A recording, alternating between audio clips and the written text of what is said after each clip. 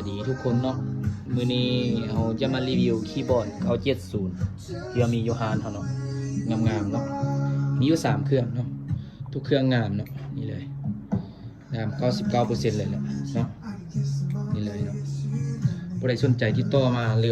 อกเอาโยฮานเขาได้เด้อ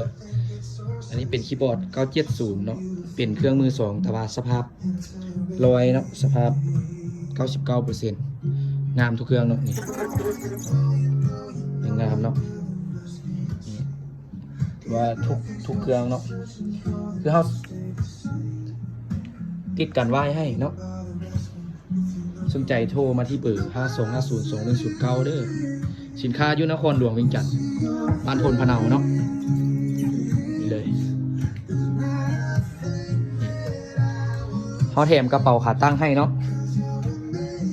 คีย์บอร์ดเขามีอยู่3เครื่องเป็น970เนาะ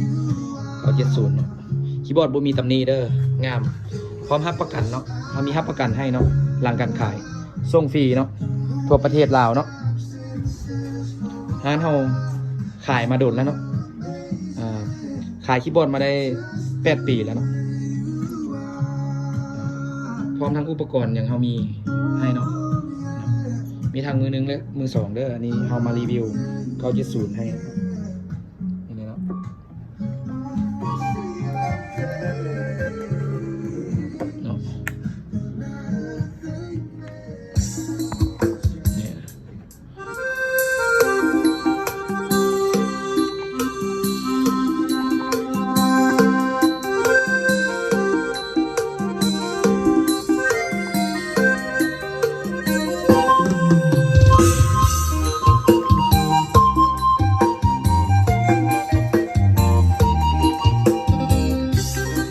บอร์ด970เด้อ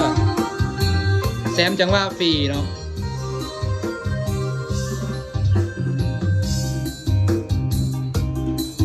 มาเลือกมาชมมาแนวใดเนาะร้านเฮาอยู่ที่พลพะเนาเนาะนี่อันนี้เป็น770เนาะอันนี้ก็770เนาะนี่เป็น975เนาะถือว่าเครื่องอยู่ร้านเฮามีหลายเนาะ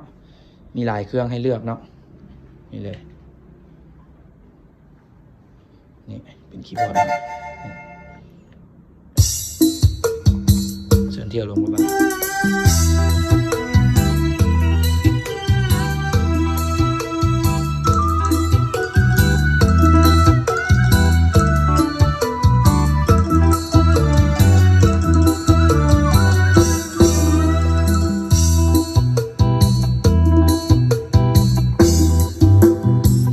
ถึงว่าเขาลงให้ครบเนาะ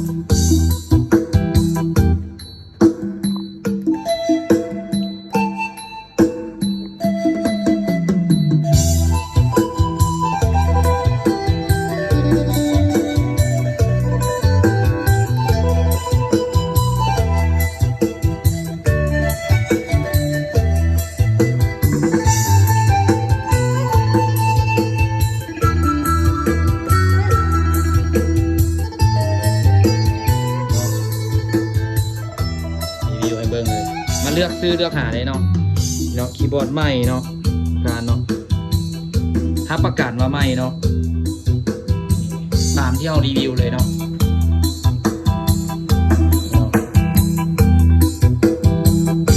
ใหม่